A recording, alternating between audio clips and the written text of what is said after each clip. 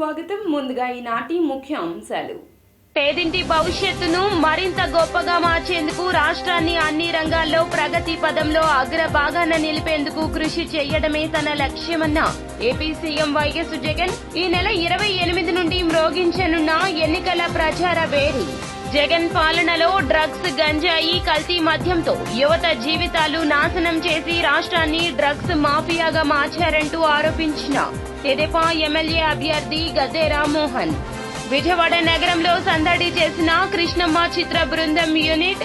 బెజవాడ నగరం ఇతివృత్తంగా నగరంలో 60 రోజుల పాటు ఈ చిత్రాన్ని నిర్మించామని వెల్లడించిన హీరో సత్యదేవ్. ప్రజాస్వామ్యాన్ని కూనీ చేస్తున్న నిరంకుశ భాజపా ప్రభుత్వాన్ని గద్దెదించాలన్న రాజ్యాంగ హక్కుల పరిరక్షణ వేదిక కన్వీనర్ వడ్డే శోభనాద్రీశ్వరరావు. భాజపా 10 ఏళ్ల పాలనపై ఏపీ పౌర సంఘాలు ప్రచురించిన నయవంచన పుస్తకాన్ని ఆవిష్కరించిన వడ్డే శోభనాద్రీశ్వరరావు.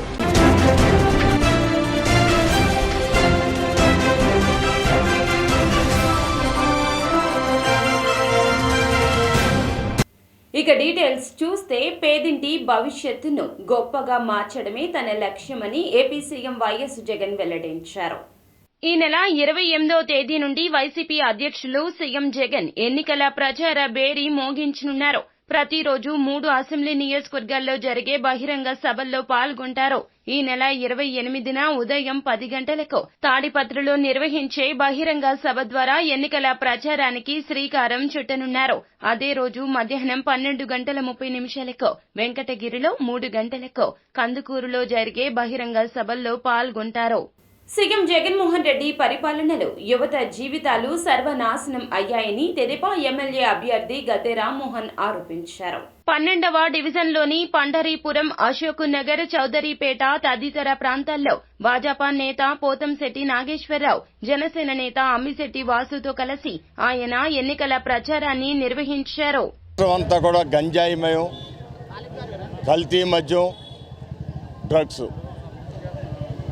ఇవాళ 1,00,000 కోట్ల విలువ చేసే డ్రగ్స్ మన ఆంధ్ర రాష్ట్రానికి వచ్చినాయంటే ఈ ముఖ్యమంత్రి తన సొంత బాబాయ్ మరణం మీద స్పందించని ముఖ్యమంత్రి. 5 సంవత్సరాలు ముఖ్యమంత్రిగా ఉండగా కూడా తన సొంత బాబాయిని ఎవరు చంపారో ఆయన నోటితో చెప్పట్లేదు. కానీ సిబిఐ దర్యాప్తు చేసి మొత్తం కూడా రిపోర్ట్ పెట్టింది. ఆ రిపోర్ట్ని తొక్కిపెట్టి ఉంచడానికి అనేకమైన ప్రయత్నాలు చేస్తామని ఈరోజు వివేకానంద రెడ్డి గారి భార్య, ఆయనకి స్వయంగా పిన్నమ్మ, ఆవిడ ఘాటైన లేఖ రాసినా కూడా ఏమాత్రం సిగ్గుపట్ల. అంటే ఈ ముఖ్యమంత్రి 33,000 మంది బాలికలు ఈ రాష్ట్రంలో అదృశ్యమయ్యారని చెప్పి కేంద్ర ప్రభుత్వం చెప్పినా కూడా సిగ్గుపడిన వ్యక్తి, ఒక వ్యక్తి మరణానికి చెబుతా ఉన్నాడు 12 కేసులు, ఇది 13వ కేసు అవుద్దని. అంటే కేసులంటే ఏమీ భయం లేదు. అలాంటి ముఖ్యమంత్రి పాలనలో ఆంధ్ర రాష్ట్ర పిల్లల భవిష్యత్తు సర్వనాశనం కాబోతోంది. ఇవాళ మత్తు పదార్థాలు చాక్లెట్ రూపంలో కూడా ఇచ్చి పాదయాత్ర చేస్తడం జరిగింది. జనసేన, బీజేపీ బలపరిచినటువంటి అభ్యర్థి, టీడీపీ అభ్యర్థి గద్దె రామ్మోహన్ రావు గారు ప్రతి డోర్ టు డోరు పాదయాత్రగా వెళ్తుంటే ప్రతి ఇంటిలో కూడా ఒక సమస్య చెప్తా ఉన్నారు. అయా, సొంత బాబాయిని చంపిన జగన్మోహన్ రెడ్డి ఈ రాష్ట్రానికి ఏం చేస్తాడని అడుగుతూ ఉన్నారు. ఈరోజు సొంత చెల్లి, అమ్మ, అదేవిధంగా సొంత పిన్ని కూడా రోడ్డెక్కి అయ్యా మాకు అన్యాయం జరిగింది అని చెప్పుకునే పరిస్థితి. ఈరోజు రాష్ట్రంలో కానీ మన విజయవాడ చుట్టుపక్కల ప్రాంతంలో కానీ గంజాయి రవాణా ఎలా పెరిగిపోతుందో మనం చూస్తూ ఉన్నాం. ఎక్కడా కూడా రోడ్లు వేసిన పాపం లేదు. యువత లక్షలు చదివించి తల్లిదండ్రులు యువతకి ఉద్యోగాలు లేవు. ఇవన్నీ కూడా మారాలంటే మంచి ప్రభుత్వం రావాలని ప్రజలే స్వచ్ఛందంగా రోడ్డు మీదకి వచ్చి ఆరతలిస్తూ ఉన్నారండి. బీసీలని వైఎస్ఆర్సీపీ అధిగమించి నానా టార్చర్ పెట్టి ఎప్పుడు లేని కపట నాటకాలు ప్రేమ ఒలకబోతుంది. దాని గురించి నేను ఒక్కటే చెప్తున్నా, బీసీలు ఎవరో నమ్మొద్దు వైఎస్ఆర్సీపీని, పెద్ద దొంగలు. ఎప్పుడైనా కానీ నాకు గద్దె రామ్మోహన్ రావు గారు పెద్ద అభిమాని 10 సంవత్సరాల నుంచి. వాళ్ళ మాటలు ఎవరో నమ్మొద్దు. ఎప్పుడైనా టీడీపీని నమ్ముకోండి. బీసీలు మనం ఎప్పుడూ కూడా చంద్రబాబు నాయుడు సిబిఎన్ వచ్చినటువంటి ఎమ్మెల్యే అభ్యర్థి శ్రీ గద్దె రామ్మోహన్ గారికి, అదేవిధంగా ఎంపీ అభ్యర్థి అయినటువంటి కేసీ చిన్ని గారికి మద్దతుగా ఈరోజు 12వ డివిజన్లో ప్రచారం చేస్తున్నాం. భారతీయ జనతా పార్టీ శ్రేణులందరూ కూడా, ముఖ్యంగా మహిళల నుంచి ప్రత్యేకంగా స్పందన లభిస్తుంది. ఈరోజు గెలిచామన్న తీరు కనపడుతూ ఉంది. ముఖ్యంగా రాష్ట్రం 5 ఏళ్లలో 20 ఏళ్ళు వెనక్కి వెళ్ళిన వైనం కనపడుతూ ఉంది. ఈరోజు రాజరాజ్ సింగ్ గారి రిపోర్టు ప్రకారం 13,50,000 కోట్ల రూపాయలు రాష్ట్రం అప్పుల పాలైన పరిస్థితి. ప్రతి మనిషికి 2 లక్షలు మీద పడింది అప్పుల భారం. అదేవిధంగా మనం చూసాం, రాష్ట్ర ప్రభుత్వ నివేదిక ప్రకారం వైద్య ఆరోగ్య శాఖలో 543 కోట్ల రూపాయలు వైద్య ఆరోగ్య శాఖ రిలీజ్ అయితే 2022-23 తాలూకా బడ్జెట్లో 25 కోట్లు కూడా ఉపయోగించుకుని వైనం. అదేవిధంగా మనకి ప్రధానమంత్రి ఇళ్ల ద్వారా సుమారు విజయవాడ నగరంలో కృష్ణమ్మ చిత్ర యూనిట్ సందడి చేసింది. స్టెల్లా కళాశాల సమీపంలోని హివాగా స్కూల్ ఆఫ్ బ్యూటీ సెంటర్లో కృష్ణమ్మ చిత్ర బృందం విలేకరుల సమావేశం ఏర్పాటు చేసింది. ఈ సమావేశంలో హీరో సత్యదేవ్ మాట్లాడుతూ కృష్ణమ్మ చిత్రాన్ని విజయవాడ పరిసర ప్రాంతాల్లో నిర్మించడం జరిగిందన్నారు. ముఖ్యంగా 1 టౌన్, వించిపేట, కొండ ప్రాంతంలో, మూలపాడు అటవీ ప్రాంతంలో సినిమా చిత్రీకరణ జరిగిందన్నారు. ఈ చిత్రంలో తాను వించిపేట భద్ర క్యారెక్టర్లో ప్రేక్షకులకు కనబడతానన్నారు. 3 స్నేహితుల మధ్య జరిగే కథే ఈ చిత్రమన్నారు. మే 3వ తేదీన ఈ చిత్రం ప్రేక్షకుల ముందుకు రానుందని, ఈ చిత్రాన్ని ప్రేక్షకులు విజయవంతం చేయాలన్నారు. ప్రముఖ దర్శకులు కొరటాల శివ ఈ చిత్రానికి సమర్పకులుగా వ్యవహరిస్తున్నారని, చిత్రంలో ఉన్న కంటెంట్ నచ్చి ఆయన ప్రెజెంట్ చేయడానికి ముందుకు రావడం ఎంతో సంతోషంగా ఉందన్నారు. కృష్ణమ్మ అనే టైటిల్ మన గోపాల్, మా director Gopal Vijayawada local boy. So ఇక్కడే 60 రోజులు మేము షూటింగ్ చేసాం. కృష్ణ గారు ప్రొడ్యూసర్, శివ కొరటాల గారు ప్రెజెంటర్ ఈ ఫిల్మ్కి. ఒక 3 స్నేహితులు కదా, ఒక 3 ఎక్కడ పుట్టారో ఎక్కడ పెరిగారో తెలియని 3 అనాథలు, ఎక్కడ పుట్టిందో ఎక్కడ పారిందో తెలియని కృష్ణమ్మకి, ఈ రెండింటికి మధ్యలో ఉండే సంబంధమే కృష్ణమ్మ. ఈ పాయింట్ మీద గోపాల్ ఎప్పుడో మాకు, అంటే గోపాల్ అంటే ఈ సినిమాతో ఇది ఫస్ట్ ప్రెస్ ఈవెంట్, కానీ ఇలాంటివి ఎన్నో చేస్తాడు తను. అంటే వించిపేట భద్ర, మన విజయవాడ వించిపేటలో ఉండే భద్ర అనే క్యారెక్టర్ చేశాను. అంటే ఇప్పటివరకు నేను చేయని పాత్రనే చెప్పుకోవాలి, ఎందుకంటే అంత మెయిన్ నేను అట్రాక్ట్ అయింది ఈ కథలో భద్ర అనే పాత్ర. అంత అద్భుతంగా రాసిన గోపాల్ తీర్చిదిద్దిన పాత్ర కోసమే. కంప్లీట్ విజయవాడ లాంగ్వేజ్ మాట్లాడతాడు. విజయవాడలో ఆ లాంగ్వేజ్లో ఉండే చిన్న ఆ పొగరు అదంతా కూడా నేను చూపించడం జరిగింది పాత్రలు. అండ్ ముఖ్యంగా నాకు బాగా పక్కా వించిపేట భద్ర అయిపోయింది 60 రోజులు. అండ్ ఛాలెంజింగ్ ఏమనిపించిందంటే డెఫినెట్లీ ఒకటి, విజయవాడలో 60 రోజులు షూటింగ్ చేయడం అంటే ముందు కొంచెం టెన్షన్ పడ్డాను. 60 రోజులు అంటే విజయవాడ సమ్మర్కి, అంటే ఎండలకి కొంచెం ఎలా ఉంటుందో అని. బట్ నేను నిజంగా విజయవాడతో లవ్లో పడ్డాను. అంటే ఈ రోజున ఈవెంట్ విజయవాడతో స్టార్ట్ చేయడానికి కూడా వన్ ఆఫ్ ద రీజన్ అదే. విజయవాడతో నిజంగా నేను లవ్లో పడ్డాను. వించిపేట భద్ర, మన విజయవాడ వించిపేటలో ఉండే భద్ర అనే క్యారెక్టర్ చేశాను. అంటే ఇప్పటివరకు నేను చేయని పాత్రనే చెప్పుకోవాలి, ఎందుకంటే అంత మెయిన్ నేను అట్రాక్ట్ అయింది ఈ కథలో భద్ర అనే పాత్ర. అంత అద్భుతంగా రాసిన గోపాల్ తీర్చిదిద్దిన పాత్ర కోసమే.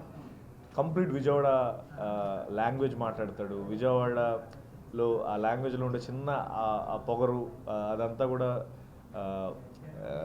నేను చూపించడం జరిగింది పాత్రలు. అండ్ ముఖ్యంగా నాకు బాగా పక్కా వించిపేట భద్ర అయిపోయింది 60 రోజులు. అండ్ ఛాలెంజింగ్ ఏమనిపించిందంటే డెఫినెట్లీ ఒకటి, విజయవాడలో 60 రోజులు షూటింగ్ చేయడం అంటే ముందు కొంచెం టెన్షన్ పడ్డాను. 60 రోజులు అంటే విజయవాడ సమ్మర్కి, అంటే ఎండలకి కొంచెం ఎలా ఉంటుందో అని. బట్ నేను నిజంగా విజయవాడతో లవ్లో పడ్డాను. అంటే ఈ రోజున ఈవెంట్ విజయవాడతో స్టార్ట్ చేయడానికి కూడా వన్ ఆఫ్ ద రీజన్ అదే. విజయవాడతో నిజంగా నేను లవ్లో పడ్డాను. విజయవాడ పాత్రికేయ మిత్రులకి, విజయవాడ సినీ ప్రేక్షకులందరికీ నమస్కారం అండి. నా పేరు వివి గోపాలకృష్ణ. ఈ కృష్ణమ్మ సినిమా డైరెక్టర్ని. ఈ సినిమాని మేము పూర్తి స్థాయిలో విజయవాడలోనే చిత్రీకరణ చేసుకున్నామండి. విజయవాడ బ్యాక్డ్రాప్ కథతోనే ఈ సినిమా మొత్తం చిత్రీకరణ జరిగింది. సో దీన్ని May 3న థియేటర్స్లో మేము ముందుకు తీసుకురాబోతున్నాం. ఖచ్చితంగా ఇది మీ అందరూ ఆదరించే స్థాయిలోనే ఈ కథనం సాగుతుంది. మీ అందరికి నచ్చుతుందని ఆశిస్తున్నాము. అలాగే ఇందులో లీడ్ రోలు సత్యదేవి గారు చేస్తున్నారండి. అలాగే హీరోయిన్స్గా అతిరా రాజ్, అర్చన అయ్యర్ అని చెప్పి కొత్త వాళ్ళు మన తెలుగు స్క్రీన్కి. అలాగే ఇందులో చాలా అండ్ నేను ఇందులో పద్మ అనే క్యారెక్టర్ని ప్లే చేశాను. చాలా ఆనెస్ట్ అయిన ప్యూర్ అయిన character, a girl next door kind of a character. So definitely a love interest to Bhadra. So ఖచ్చితంగా మీరు సినిమా చూస్తేనే తెలుస్తుంది వాళ్ళిద్దరు లవ్ ఏంటి, కెమిస్ట్రీ ఏంటి, what is happening in the film అనేది. విజువల్గాను ఎమోషనల్గాను మీ అందరికీ బాగా కనెక్ట్ అవుతుంది. And definitely a worth watch film. So వచ్చాక this story will definitely haunt you for at least మీరు ఆ సినిమా చూసి ఇంటికి వచ్చేంత వరకు కూడా ఈ సినిమా మిమ్మల్ని హాంట్ చేస్తుంది అని మేము. ప్రజాస్వామ్యాన్ని, వారి హక్కులను కేంద్ర ప్రభుత్వం హరిస్తుందని కేంద్ర ప్రభుత్వాన్ని గద్దెదించాలంటూ రాజ్యాంగ హక్కుల పరిరక్షణ వేదిక కన్వీనర్ మాజీ మంత్రి వడ్డే శోభనాద్రీశ్వరరావు వెల్లడించారు. భాజపా 10 ఏళ్ల పాలనపై ఏపీ పౌర సంఘాలు ప్రచురించిన నయవంచన పుస్తకాన్ని ఆయన విజయవాడ ప్రెస్ క్లబ్ లో ఆవిష్కరించారు. ఈ సందర్భంగా మాట్లాడుతూ భాజపా ప్రభుత్వం ప్రజలకు చేస్తున్న 10 ద్రోహాలను ఈ పుస్తకంలో ప్రస్తావించినట్లు తెలిపారు. ఇందులో సమాచారం ప్రజల్లోకి తీసుకెళ్లడానికి ప్రజాస్వామ్యవాదులు, పౌరులు అందరూ విస్తృతంగా కృషి చేయాలని కోరారు. పార్టీలో లేకపోతే కొంతమంది ప్రముఖులైనటువంటి వ్యక్తుల మీద అభిమానం ఉండొచ్చు, సానుభూతి ఉండొచ్చు, వారికి సహకారం ఇవ్వాలనే సంకల్పం ఉండొచ్చు, తప్పులేదు. మనం చూసాం ఎమర్జెన్సీ 1975లో ఆ రోజు ప్రకటించినప్పుడు ఇండియన్ ఎక్స్ప్రెస్ రామ్నాథ్ గోయింకా గారు ఎడిటోరియల్ పేజీని బ్లాంక్గా వదిలేసి ఆ రోజున తన యొక్క నిరసనని ఆ రూపంలో తెలియపరిచాడు. కృష్ణా జిల్లాలో జరిగేది గుంటూరు జిల్లాలో తెలియదు, గుంటూరు జిల్లాలో జరుగుతూ ఉండేది వెస్ట్ గోదావరిలో తెలియని పరిస్థితిని మనం చూసాం. అయినప్పటికీ అక్షరాస్యత తక్కువగా ఉన్నా, అత్యధిక ప్రజానీకం పేదరికంలో ఉన్న ఈ భారతదేశంలో ప్రజలు సామాన్యమైనటువంటి సగటు ఓడించాలి. ఆ బీజేపీకి ప్రత్యక్షంగా కానీ పరోక్షంగా కానీ మద్దతు ఇస్తా ఉన్నటువంటి పార్టీలు, అందులో మన ఆంధ్రప్రదేశ్ రాష్ట్రానికి తీరిన అన్యాయం జరిగిన దాంట్లో వాళ్ళు ఏదో కాకమ్మకబులు చెప్తారు. బీజేపీ ఉంటేనే అభివృద్ధి సాధ్యమవుతుంది, అందువలన మేము పొత్తు కలిసామంటారు. 5 ఏళ్ళు కలిసే ఉన్నారుగా. వాళ్ళ బీజేపీ వాళ్ళ రాష్ట్ర మంత్రివర్గంలో ఉన్నారు, తెలుగుదేశం వాళ్ళు సెంట్రల్ గవర్నమెంట్లో మంత్రివర్గంలో ఉన్నారుగా. ఏమి వెలగబెట్టారు? ఈరోజు పెద్దలు గౌరవనీయులు వడ్డే శోభనాద్రీశ్వరరావు గారు ఆవిష్కరించారు. ప్రధానంగా ఈ పుస్తకంలో గత 10 సంవత్సరాలుగా నిరంకుశ పాలనతో 10 దారుణ మోసాలు, మోడీ ప్రభుత్వం చేసిన 10 దారుణ మోసాలని ఈ చిన్న పుస్తకంలో వివరించడం జరిగింది. వాస్తవంగా 100 తప్పులు ఉన్నాయి, కానీ ప్రజల దృష్టికి తేవటానికి ఈ 10 తప్పులు ఎంచుకుని ఈ పుస్తకాన్ని ప్రచురించారు. ముఖ్యంగా 2029 నాటికి ఈ దేశంలో ఈ రాజ్యాంగం ఉంటుందా, ప్రజాస్వామ్యం ఉంటుందా అనే ఆందోళన అనేక మంది మేధావులు ఈ రోజున వ్యక్తం చేస్తూ ఉన్నారు. విదేశాలకు చెందినటువంటి పత్రికలు కూడా దీన్ని వ్యక్తం చేస్తూ ఉన్నాయి. అందువల్ల ఈ ప్రభుత్వం ముస్లిం మైనార్టీలకు వైసీపీ ప్రభుత్వం అండగా ఉంటుందని పార్టీ నగర ప్రధాన కార్యదర్శి అలంపూర్ విజయ్ కుమార్ వెల్లడించారు. స్థానిక 62వ డివిజన్లోని వైఎస్ఆర్సీపీ కార్యాలయంలో విజయవాడ నగర వైఎస్ఆర్సీపీ మైనార్టీ అధ్యక్షుడిగా నియామకమైన షేక్ మస్తాన్ వలీకి అభినందన కార్యక్రమం జరిగింది. ఈ సందర్భంగా విజయ్ కుమార్ మాట్లాడుతూ పార్టీ అధినేత సీఎం జగన్ ముస్లిం మైనార్టీలకు చెందిన అనేక మందిని గతంలో ఎన్నడూ లేని విధంగా నామినేటెడ్ పదవుల్లో నియమించారని అన్నారు. వైసీపీ ఎన్టీఆర్ జిల్లా అధ్యక్షులు వెల్లంపల్లి పార్టీకి సేవలందించిన అనేక మందిని నామినేటెడ్ పదవుల్లో నియమింపజేశారని చెప్పారు. 62వ డివిజన్ తరపు నుంచి మరి ఎస్సీసీఎల్ జిల్లా సహాయ కార్యదర్శిగా వేము హైమావతి గారు, మరి అదేవిధంగా నగర అధ్యక్షుడిగా నగర మైనార్టీ అధ్యక్షుడిగా మరి షేక్ మస్తాన్ వలీ గారు, మరి నామినేట్ అవ్వడం చాలా ఆనందదాయకం. మరి వెల్లంపల్లి శ్రీనివాసరావు గారు రావడం, మరి నియోజకవర్గంలో దగ్గర 222 పోస్టులు వేయడం, మరి ఆయన వచ్చిన అనతి కాలంలో ఇన్ని పోస్టులు వేయడం అంటే మామూలు విషయం కాదు. మరి అదేవిధంగా వెల్లంపల్లి శ్రీనివాసరావు గారు డివిజన్లో అభివృద్ధి పనుల్లో భాగంగా మరి పటేల్ నగర్లో 2 రోడ్లు వేయించడం జరిగింది. మరి అదేవిధంగా మరి పెట్రోల్ బంకు బ్యాక్ సైడ్ పార్క్ను కూడా కొంత అభివృద్ధి చేయడం జరిగింది. ఈరోజు చాలా ఆనందకరమైన రోజు నాకు. అంటే వైఎస్ఆర్ కుటుంబంలో ఎప్పటి నుంచో కష్టపడుతూ వస్తుంటే ఈ రోజున అందరినీ కూడా సెంట్రల్ నియోజకవర్గంలో ప్రతి ఒక్కరిని గుర్తించి వెల్లంపల్లి గారు, జగనన్న వెల్లంపల్లి గారు గుర్తించి ఎవరు కష్టపడుతున్నారో అందరికి కూడా కొద్దిగా వాళ్ళకు ఒక విధమైన ఎంకరేజ్మెంట్ ఉండాలి. వీళ్ళకి ఇలాంటి రకమైన పోస్టులు వేస్తే వాళ్ళు ఇంకొద్దిగా ముందుకెళ్ళి మన క్యాడర్ని ఎంకరేజ్ చేయాలనే ఉద్దేశాలతో మమ్మల్ని ముందంజు నడిపించాలని, పార్టీకి ఇంత సేవ చేస్తున్నారు కాబట్టి వీళ్ళని ముందంజు నడిపించాలని చెప్పేసి ఈ ఆలోచనతో మన ఎమ్మెల్యే వెల్లంపల్లి శ్రీనివాస్ గారు ఇక్కడ సెంట్రల్ నియోజకవర్గం నుంచి దరిదాపున ఒక 227 పోస్టుల దాకా మొన్న వచ్చిన 2 నెలల్లోనే ఏసీ ఒక క్యాడర్ని ఎస్సీని నాకు ఈ పోస్ట్ వేసినందుకు వెల్లంపల్లి శ్రీను గారికి థ్యాంక్స్ అండి. నేను కష్టపడి పని చేస్తాను, మీకు గెలిపిస్తాను. ఎన్నికల ప్రవర్తన నియమావళి నేపథ్యంలో కొందరు భయాలు సృష్టిస్తున్నారని ఏపీ ప్రభుత్వ ఉద్యోగ, ఉపాధ్యాయ, కార్మిక, పెన్షనర్ల సంఘాల ఐక్యవేదిక చైర్మన్ కేఆర్ సూర్యనారాయణ వెల్లడించారు. ఈ సందర్భంగా ఆయన మాట్లాడుతూ ఎన్నికల ప్రవర్తన నియమావళి నేపథ్యంలో కొందరు భయాలు సృష్టిస్తున్నారన్నారు. ప్రజలకు, ఉద్యోగులకు రాజ్యాంగం కల్పించిన హక్కులు తెలియజేసేందుకు ఏపీ ప్రభుత్వ ఉద్యోగుల, ఉపాధ్యాయ, కార్మిక, పెన్షనర్ల సంఘాల ఐక్యవేదిక సమావేశాలు నిర్వహిస్తోందన్నారు. ఎన్నికల వేళ ప్రతి ఒక్కరూ నిష్పక్షపాతంగా, స్వేచ్ఛగా తమ ప్రాథమిక హక్కులు, విధులను చర్చించుకునేలా చాలా స్పష్టంగా రాజ్యాంగంలో ఉందని చెప్పారు. ఆ రోజుకి వాళ్ళు ఉన్నారు కాబట్టి వాళ్ళని తీసేయడానికి లేదు, అందువలన కొనసాగిస్తున్నారు. అలాగని వాళ్ళని రెగ్యులేట్ చేయడానికి ప్రభుత్వం 212 జీవో ద్వారా ఇచ్చిన విధానంలో ఆర్డినెన్స్ ఇచ్చిన నాటికి 5 ఏళ్ళు ఉండాలని షరతు ఉండటం వల్ల వాళ్ళు రెగ్యులేజ్ అవటం లేదు.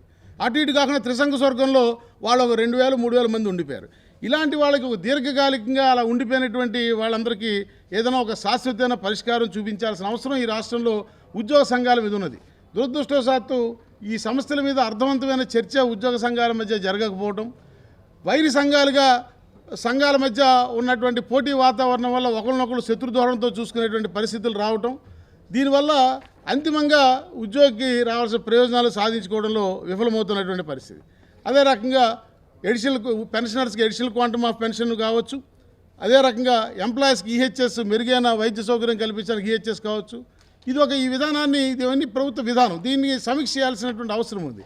చేయాలంటే ఏ ప్రభుత్వమైనా ఉద్యోగులకి మెరుగైన వైద్య సౌకర్యం అంటే కాదని అనరు, కానీ సరైనటువంటి ప్రతిపాదనతో మనం వెళ్లాల్సినటువంటి అవసరం ఉంది.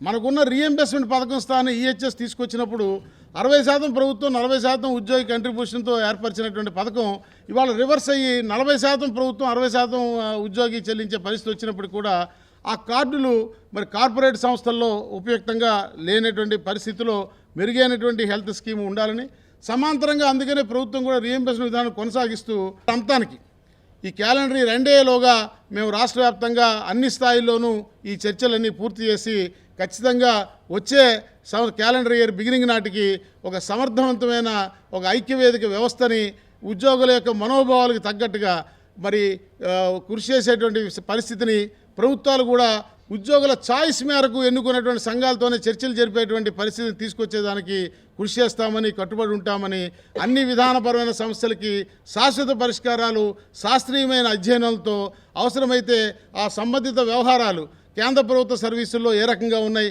ఇతర రాష్ట్రాలు ఏ రకంగా ఉన్నాయో వాటి మీద కూడా అధ్యయనం చేసి ఒక మంచి గవర్నెన్స్ ఏర్పడి మరి ఉద్యోగులకి ప్రభుత్వాలకి మధ్య మంచి సుహృద్భ వాతావరణంలో రాబోయే రోజుల్లో ఒక్క అవకాశం అంటూ అధికారంలోకి వచ్చి విధ్వంసం సృష్టించారంటూ సీఎం జగన్మోహన్ రెడ్డిపై ఎన్డీఏ నేతలు ధ్వజమెత్తారు. మద్య నిషేధం చేశాకే ఓట్లు అడుగుతానని గత ఎన్నికల్లో హామీ ఇచ్చిన జగన్ నేడు కల్తీ మద్యంతో ప్రజల ప్రాణాలు తీశారన్నారు. 5 ఏళ్ల పాలనలో అవినీతి, అక్రమాలు, అరాచకాలపై జగనాసుర రక్త చరిత్ర పేరుతో రూపొందించిన ఎన్డీఏ ఛార్జిషీట్ను తెదేపా నేతలు వర్ల రామయ్య, అశోక్ బాబు, జనసేన నేతలు టి శివశంకర్, పి గౌతమ్, భాజపా నేతలు పేరాల శేఖర్ రావు, లంకా దినకర్లు తెదేపా కేంద్ర కార్యాలయంలో ఆవిష్కరించి మాట్లాడారు. శేఖర్ రావు గారు ఉన్నారు, ఆ పక్కన మా అశోక్ బాబు గారు తెలుగుదేశం పార్టీ కార్యాలయ ప్రధాన కార్యదర్శి, ఈ పక్కన లంకా దినకర్ బీజేపీ పార్టీ నుంచి ఆంధ్రప్రదేశ్ బీజేపీ చీఫ్ అధికార ప్రతినిధి, చీఫ్ స్పోక్స్ పర్సన్, ఆ ప్రక్కన మా డాక్టర్ గౌతమ్ ఉన్నారు, పి గౌతమ్ అధికార ప్రతినిధి జనసేన పార్టీ తరఫున.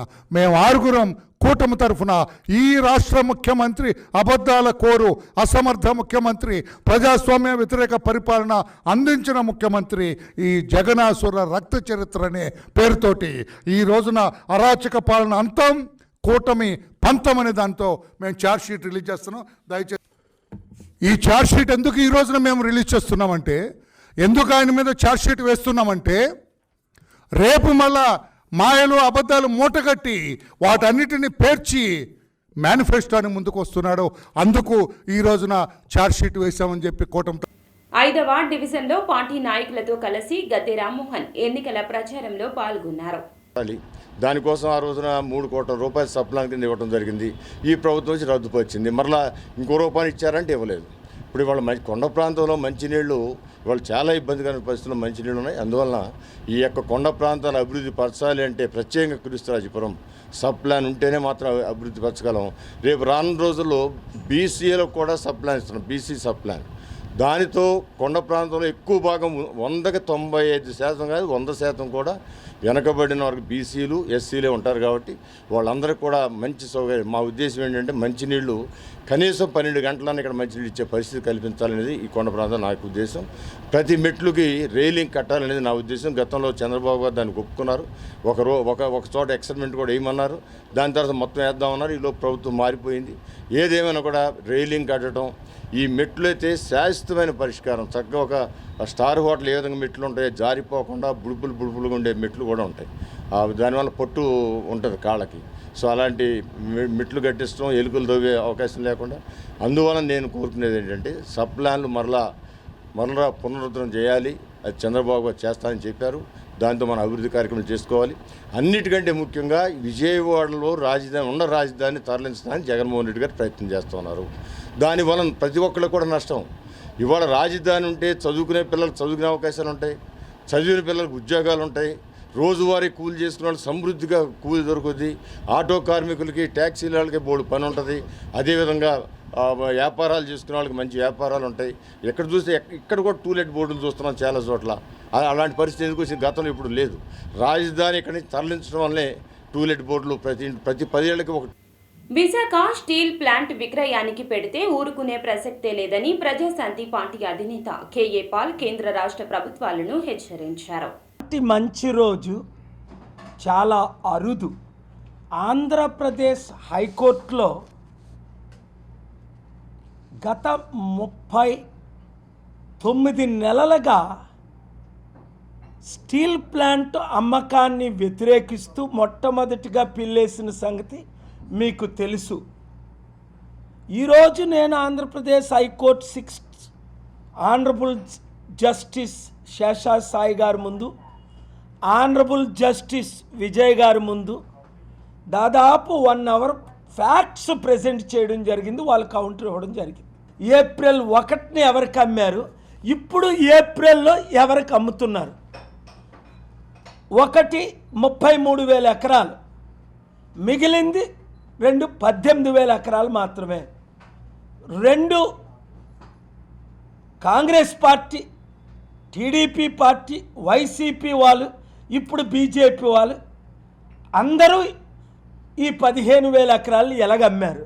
3 గంగవరం పోర్టు నేను కేసు ఫైల్ చేసిన తర్వాత 1800 ఎకరాలు షేర్ 54,000 కోట్లు, మినిమం 60,000 కోట్లది 620 కోట్లకి ఎందుకు అమ్మారు. 4 దీన్ని అమ్మకుండా ఆపాలంటే ఎందుకు స్టే ఇవ్వట్లేదు. ఏమో 5 కోట్ల నుంచి 50 కోట్లు అడుగుతున్నారు ఈ దొంగలు, ఈ గజ దొంగలు దోచుకోవడానికి. అరే నేను పార్టీ పెట్టింది న్యాయం చేయడానికి, వైట్ మనీ తెచ్చి అభివృద్ధి చేయడానికి చేశాను. రాజకీయ డబ్బు నా దగ్గర లేదు. ఇప్పుడు స్టీల్ ప్లాంట్ని అమ్ముతుంది, నరేంద్ర మోదీ గారు, ఈ ముఖ్యమంత్రులు. కొంటుంది ఆ గుజరాతీలు.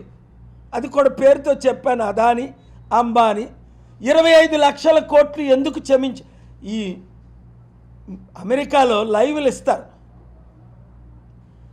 నేను చేసిన ఆర్గ్యుమెంట్స్, అది ఎలక్షన్ పోస్ట్పోన్ చేయించాం, స్టీల్ ప్లాంట్ అమ్మకుంటూ ఆపాం, కామారెడ్డి రైతుల భూములు తిరిగి ఇచ్చేసాం 10,000 కోట్లు. పొలిటికల్ అవినీతిని ఆపాం. కేసీఆర్ గారు పుట్టినరోజుని ఉమా బెదిరింపులకు ఇక్కడ ఎవ్వరూ భయపడేవారు లేరని ఎమ్మెల్యే వెల్లంపల్లి శ్రీనివాసరావు హెచ్చరించారు. విజయవాడ సెంట్రల్ నియోజకవర్గం 59వ డివిజన్ సింగనగర్లో వెల్లంపల్లి శ్రీనివాసరావు ఎన్నికల ప్రచారం నిర్వహించారు. ఈ సందర్భంగా గడప గడపకు వెళ్లి తమకు ఆదరించవలసిందిగా ఓట్లను అభ్యర్థించారు. అనంతరం మీడియాతో మాట్లాడుతూ బోండా ఉమాల పైరవీలు బ్రోకరేజ్ చేయటం మాకు అలవాట్లేదన్నారు. బోండా ఉమా దిక్కుమాలిన రాజకీయాలను ప్రజలు చూస్తున్నారని, రాబోయే ఎన్నికల్లో తగిన గుణపాఠం చెబుతారని స్పష్టం చేశారు. పిఠాపురంలో గెలిపించుకున్నామని అడుగుతున్న పవన్ కళ్యాణ్ ఒక నాయకుడా అని ప్రశ్నించారు. రాష్ట్రం మొత్తం గెలిపించమని పవన్ కళ్యాణ్ ఎక్కడా మాట్లాడలేదని ప్రశ్నించారు. 4 రోజులు పాదయాత్ర చేస్తే పవన్ కళ్యాణ్ కు జ్వరం వస్తుందని ఎద్దేవా చేశారు. జగన్మోహన్ రెడ్డి గారు ఆ రోజు సోనియా గాంధీ ఏదైతే భారతదేశంలో చాలా ఐరన్ లేడీ అని చెప్పుకున్న సోనియా గాంధీని ఎదిరించిన వ్యక్తి. ఇటువంటి వాటికి భయపడే సమస్య లేదు. మాకు ప్రజల దీవెనలు ఉన్నాయి. నీలాగా పైరువీలు వ్యవస్థలు మేనేజ్ చేయడాలు, బ్రోకరేజ్ పనులు మేము చెయ్యం. మాదల్లా ప్రజలకి మంచి చేస్తే ఓటేయమంటున్నాం, ప్రజలకి మంచి చేస్తామని చెప్తున్నాం. ఆ ధైర్యం ఉంది కాబట్టే మేము ఈరోజు సుమారు 100 రోజుల నుంచి ప్రతిరోజు కూడా రోజుకో డివిజను, రోజుకో 2 డివిజన్లు వెళ్తున్నాం. నువ్వు దుర్మార్గంగా ఏదో ఎన్నికల ప్రచారం ఆపడానికి రోజుకి 7-8 పర్మిషన్లు తీసుకుంటాడు, ఒక్క డివిజన్ పర్యటన చేయడు. కానీ ఇంకొకళ్ళు అక్కడ పర్యటించకూడదని చెప్పని దిక్కుమాల రాజకీయాలు. ఎందుకంటే మేము ప్రతిరోజు కూడా మేము పర్మిషన్ పెట్టామంటే పర్యటిస్తాం. ఇతను వేరే వాళ్ళు అక్కడ తిరగకూడదు, నేను అలాగో తిరగను, తాగుపోతున్నాయని నేను పొద్దున కూడా నిద్రలేగలేను అని చెప్పని వచ్చి తాగుపోతాడు. కనీసం ఇప్పుడు కూడా నిద్ర లేసుండు నాకు తెలిసి. ఇప్పుడు 10 కానీ నిద్ర లేసుండు. రాత్రి తాగేసింది నిద్ర లేసుండే పరిస్థితి ఉండదు. ఈరోజు డివిజన్ పర్యటన పెట్టుకున్నాడు, అది క్యాన్సిల్. కానీ ఇంకోళ్ళు అక్కడికి వెళ్ళకూడదు. ఇటువంటి నీచపు రాజకీయాలు తప్ప పర్యటనలో పోటీ పడదాం, ప్రజాసేవకు పోటీ పడదాం, ప్రజలకి మంచి చేయడానికి పోటీ పడదాం అని చెప్పి ఆలోచన ఉండదు. ఎంత తాగుదామని పోటీ పడతాడు, ఎన్ని భూ కబ్జాలు చేసామని పోటీ పడతాడు. 14 నుంచి 19 వరకు కూటమి ప్రభుత్వమే కదా, ఏం పీకాడు? భయపడతాడు జగన్మోహన్ రెడ్డి గారు. జగన్మోహన్ రెడ్డి గారు భయపడతారా? చంద్రబాబు కుప్పంలో గెలవడం కూడా కలే, గుర్తుపెట్టుకోండి. ఎంతమంది నరేంద్ర మోడీలు తోడున్నా, ఎంతమంది దత్తపుత్రులు తోడున్నా, ఎన్ని నీచమైన రాజకీయ పార్టీలతో కూడా రహస్య ఒప్పందాలు పెట్టుకున్నా చంద్రబాబు కుప్పంలో కూడా ఓడిపోతున్నాడు. కుప్పంలో కూడా గెలవలేని పరిస్థితి. పిఠాపురంలోనే పవన్ కళ్యాణ్ వెళ్ళి నన్ను గెలిపించండమ్మా, నన్ను గెలిపించండమ్మా అని చెప్పి బతిమాలుతున్న వ్యక్తి ఒక రాష్ట్ర నాయకుడా? ఒక రాష్ట్ర నాయకుడా? అమ్మా 175 నియోజకవర్గాలు గెలిపించాలని చెప్పాలి తప్ప నాకు ఒక్కసారి గెలిపించండమ్మా, నన్ను గెలిపించండమ్మా, నన్ను గెలిపించండమ్మా అంటాడు తప్ప నా పార్టీకు లేదు. చంద్రబాబు నాయుడు సింగిల్గా రాకుండా అంటే చంద్రబాబు నాయుడు సింగిల్గా కాకుండా ఇంకో ఇప్పుడు దత్తపుత్రుడు తెచ్చుకున్నాడు పవన్ కళ్యాణ్కి. ఆ పవన్ కళ్యాణ్కి చంద్రబాబు ఇద్దరికి సిగ్గు లేదు అని మళ్ళీ బీజేపీతో కలడం అంటే మైనార్టీ పరువు తీసి ఏదైనా పార్టీ ఆంధ్రప్రదేశ్ ఉందంటే అది కేవలం చంద్రబాబు నాయుడు. ఇప్పుడు వాళ్ళు బీజేపీ వాళ్ళు చెప్తున్నారు 4% రిజర్వేషన్. బీజేపీ కాదు, చంద్రబాబు నాయుడు పవన్ కళ్యాణ్ గారు మైనార్టీ బొచ్చు కూడా పీకలేడు. చూసుకో, మాకు దేనికి, మాకు దమ్ము ధైర్యం ఏంటి? మా జగనన్న ఉన్నాడు. చూడండి, జగనన్న ఆంధ్ర రాష్ట్రంలో కలిసి ఉన్నప్పుడు ఒక ఎమ్మెల్సీ ఇవ్వడానికి చాలా ఇబ్బంది ఉండేది. ఒక ఎమ్మెల్సీ ఎందుకు దించుతాడు? జగన్మోహన్ రెడ్డి గారు చేస్తున్న సంక్షేమ పథకాలు ప్రతి ఇంటికి అందుతున్నాయని దించుతాడా? లేకపోతే ఒక మాయగా ఎవ్వరూ ఆలోచించినట్టు విధంగా, ఏ రాష్ట్రంలో లేనట్టు విధంగా అమ్మఒడి కానివ్వండి, పిల్లలకి విద్యా కానుక, విద్యా దీవెన ఇలాంటి పథకాలు ఒక మామయ్యగా పిల్లలకి ఇస్తున్నారని దించుతాడా? లేకపోతే అవ్వాతాతలు ఇంటి వద్దకే ఫింక్షన్ ఇస్తున్నారు ఒక పెద్ద కొడుకుగా అని దించుతాడా? మనకైతే అర్థం అవట్లా. ప్రజలే చెప్తున్నారు అసలు పవన్ కళ్యాణ్ అనేవాడు రేపు 13వ తారీఖు తర్వాత ఈ మన ఆంధ్ర రాష్ట్రంలోనే కనబడకుండా చేస్తామని. అలాగే 30 సంవత్సరాల నుంచి చేస్తున్నాను అంటున్నాడు చంద్రబాబు నాయుడు. పాత బస్తీని సింగపూర్ తరహాలో తీర్చిదిద్దుతామని సుజనా చౌదరి హామీ ఇచ్చారు. 47వ డివిజన్ కొండ పైభాగాల్లో మహాకూటమి పశ్చిమ నియోజకవర్గ అభ్యర్థి వై సుజనా చౌదరి ఎన్నికల ప్రచార కార్యక్రమాన్ని నిర్వహించారు. కేంద్ర రాష్ట్ర ప్రభుత్వాలతో తనకున్న పరిచయాలతో పాతబస్తీని మరింతగా అభివృద్ధి చేయడం సాధ్యపడుతుందన్నారు. పాతబస్తీని ఎలా అభివృద్ధి చేశారో అభివృద్ధి పనుల వివరాలను తెలిపే శ్వేతపత్రాన్ని విడుదల చేసే దమ్ము ధైర్యం ఆ నేతలకు ఉందా అని పరోక్షంగా వైసీపీ నేతలపై నిప్పులు చెరిగారు. నిత్యం అసత్య ప్రకటనలు చేస్తూ నిరంతరం ప్రజలను మోసం చేయటమే వైసీపీ నేతల నిజస్వరూపమన్నారు. వైసీపీ హయాంలో ఎలాంటి అభివృద్ధి పనులు ఎక్కడా జరగలేదని సీఎం పనితీరుపై విమర్శలు గుప్పించారు. చేశాం మేము జనసేన, తెలుగుదేశం పార్టీ, బీజేపీ అందరం కలిసి. తర్వాత ఇప్పుడు ప్రచారం ముఖ్యంగా వాళ్ళ అవగాహన యాత్రలో వాళ్ళ సమస్యలన్నీ కనుక్కున్నాం. ఇక్కడ అధికంగా అన్నిటికంటే ఎక్కువ సమస్య పట్టాలు ఇచ్చారు, రిజిస్ట్రేషన్ లేదు. ఒక్కరికి కూడా ₹1 చదువు కానీ పెళ్ళికి కానీ దేనికి కూడా అప్పు తీసుకునే పరిస్థితి లేకుండా ఉంది. అట్లాగే మున్సిపల్ అప్రూవల్స్లో క్రమబద్ధీకరణ చేయలేదు. ఇక రోడ్లు, మెట్లు, మంచినీరు, డ్రైనేజ్ వాటరు ఈ రెండు మిక్స్ అవటం, బూస్టర్ లేకపోవటం, మహిళలను చూస్తే మనసు కలిసిపోతా ఉంది. అంత దారుణంగా ఉంది వాళ్ళ పరిస్థితి. చిన్న చిన్న పిల్లల్ని, బాలింతల్ని వాళ్ళ మోసి తీసుకెళ్తా ఉన్నారు. వీటన్నిటికీ కూడా మంచి ప్రజాప్రతినిధి ఉంటే ఈ సమస్యలన్నీ వాళ్ళ మీద వీళ్ళ మీద వంకలు పెడతాం కాదు. ప్రభుత్వం నిరంతరం, మనుషులు వస్తుంటారు పోతుంటారు. కాబట్టి ఒక మంచి ప్రజానాయకుడిగా ప్రజలతో ఎన్నుకోబడతానని నాకు నమ్మకం. కేశినేని చిన్ని గారు సైకిల్ గుర్తుకి, నా కమలం గుర్తుకి ఓటు వేసి డబుల్ ఇంజన్ సర్కార్ ఎలాగైతే మోడీ గారు, చంద్రబాబు నాయుడు గారు నడిపించబోతున్నారో, పవన్ కళ్యాణ్ గారు కూడా పెద్ద మానవతావాది. ఆయన్ని తీసుకొని వస్తే ఆయనకి ఇవన్నీ చెప్తే డెఫినెట్గా మేము అందరం కలిసి బ్రహ్మాండంగా ఈ పశ్చిమ నియోజకవర్గాన్ని పూర్తిగా వార్తలు ముగించే ముందు ముఖ్య అంశాలు మరోసారి. పేదింటి భవిష్యత్తును మరింత గొప్పగా మార్చేందుకు రాష్ట్రాన్ని అన్ని రంగాల్లో ప్రగతి పదంలో అగ్రభాగాన నిలిపేందుకు కృషి చేయడమే తన లక్ష్యమన్న ఏపీ సీఎం వైఎస్ జగన్ ఈ నెల 28 నుండి మ్రోగించనున్న ఎన్నికల ప్రచార వేడి. జగన్ పాలనలో డ్రగ్స్, గంజాయి, కల్తీ మద్యంతో యువత జీవితాలు నాశనం చేసి రాష్ట్రాన్ని డ్రగ్స్ మాఫియాగా మార్చారంటూ ఆరోపించిన తెదేపా ఎమ్మెల్యే అభ్యర్థి గద్దె రామ్మోహన్. బెజవాడ నగరంలో సందడి చేసిన కృష్ణమ్మ చిత్ర బృందం యూనిట్. బెజవాడ నగరం ఇతివృత్తంగా నగరంలో 60 రోజుల పాటు ఈ చిత్రాన్ని నిర్మించామని వెల్లడించిన హీరో సత్యదేవ్. ప్రజాస్వామ్యాన్ని కూనీ చేస్తున్న నిరంకుశ భాజపా ప్రభుత్వాన్ని గద్దెదించాలన్న రాజ్యాంగ హక్కుల పరిరక్షణ వేదిక కన్వీనర్ వడ్డే శోభనాద్రీశ్వరరావు. భాజపా 10 ఏళ్ల పాలనపై ఏపీ పౌర సంఘాలు ప్రచురించిన నయవంచన పుస్తకాన్ని ఆవిష్కరించిన వడ్డే శోభనాద్రీశ్వరరావు. ఎస్డీవీ న్యూస్ సమాప్తం. నమస్కారం.